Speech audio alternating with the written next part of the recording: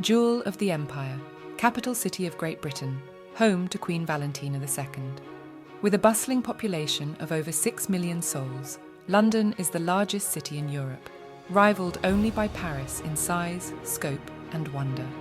Seat of the Parliament of Great Britain and home to the Cathedral of the Church of Truth, London's power stretches beyond its boundaries, the very epitome of the empire that spreads across almost half of the globe. All human life is here in London, from Her Royal Highness Valentina II, the enigmatic stricken queen in her throne in the Winter Palace, to the lowliest street beggar eking out a living in the slums of Whitechapel.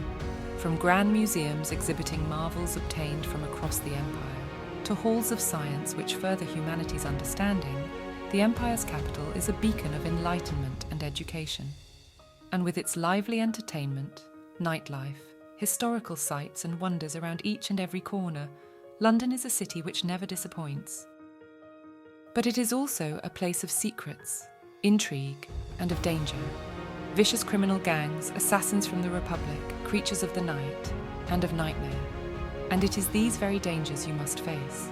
As agents of the Ministry, you are tasked with discovering and thwarting all threats to the Empire by any means necessary. This is London.